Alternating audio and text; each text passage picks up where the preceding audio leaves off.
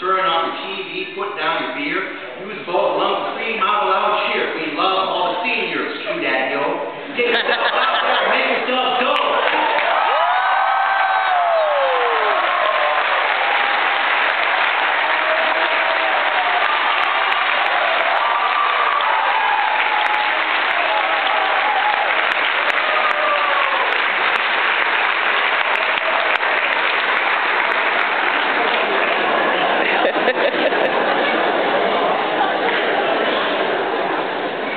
Everyone from my parish is so embarrassed. That's our pastor up there. I'm not the best poet, but I try. That's really the best we can do, and all we can do is try. As you graduate, you are about to make an important transition, and life will not be the same for you. You are embarking on a journey, an exciting, hopefully delightful journey. Perhaps at times an anxious, difficult, and dangerous journey. Either way, this is an exciting time. But as you move forward, remember where you came from. Remember the people who have made you the person you are today, and who have prepared you for your new life ahead. This is your time of transition. You are saying hello to your new life, college, the military, employment, or something else, and saying goodbye to your high school life. Some of you might be overjoyed about this. Others, maybe not so. Others may be anxious and even sad. Whatever you are feeling is okay. And this is not the only time that you will go through this. Life is full of hellos and goodbyes. The author Renee Bozarth Campbell wrote a book titled, Life is Hello, Life is Goodbye. It's a book intended for people going through a grief process, those who have experienced a loss in their lives. But I think there's a lot in the book that is helpful for life in general.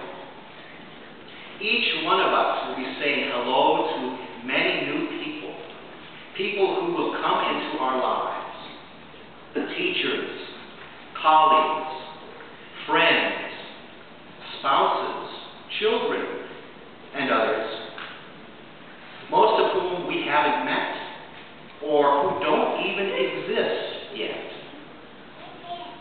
These people will stay in our lives, some longer than others, but none will stay forever.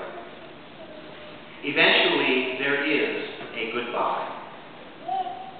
Either we say goodbye to them, or they say goodbye to us.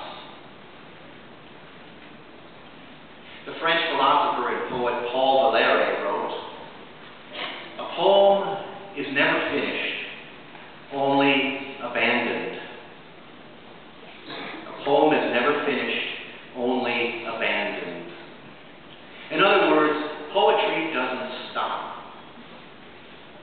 It's intended to go on. If it ends because we give up on it. Our lives are poetry. We are poems. Each one of us. We are poems. Poems made of flesh and blood. Unique poems. Beautiful poems. Poems full of warmth, joy, tenderness, humor, also fear, disappointment, anger, and sometimes even heartache. The secret to writing life's poetry is to stick with it. Stick with it through the good times, and sometimes in spite of what life may give us. In his best-selling book, The Road Less Traveled, psychiatrist M. Scott Peck says that in finding your way in life, do not walk down a road that is comfortable, popular, and stable. Instead, find your own way based and by confronting what is difficult in your life rather than avoiding it. In the New Testament, Jesus says, "Enter by the narrow gate.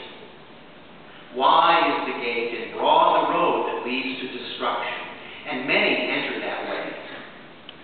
Narrow is the gate, and constricted the road that leads to life, and those who find it are few." Basically, what this means is that life is no trip to Disney World. This is nothing new. In the Buddhist religion, the first eternal truth is that life is suffering. Life is suffering.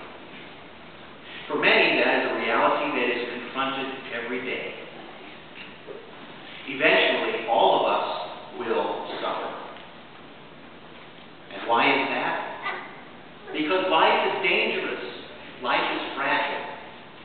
It can change in an instant. It can end in an instant.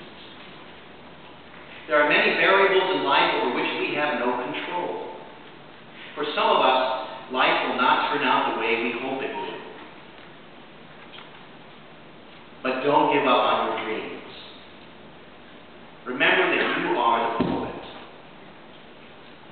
Don't abandon your poem. And don't write someone else's poetry. Write your own.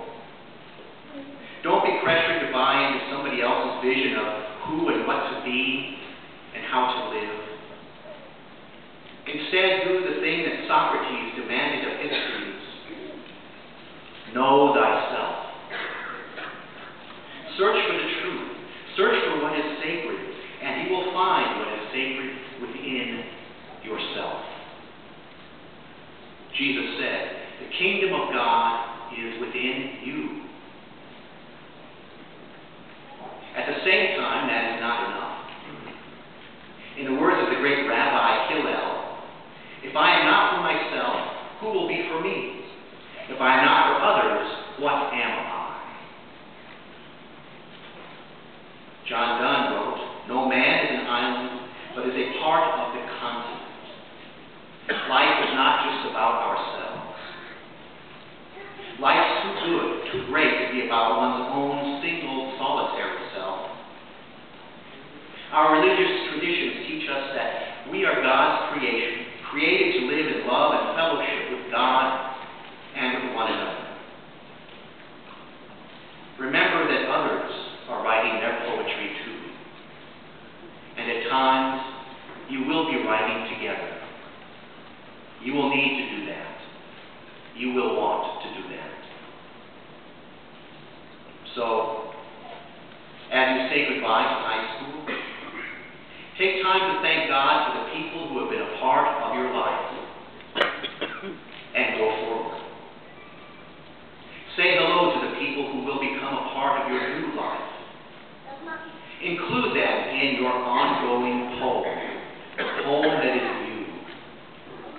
Learn from them and teach them. Support them and allow them to support you. Confront them if necessary and allow them to confront you. Cherish them while you have them. And if you should have to let them go, thank God for them, for they will help make you the person you become.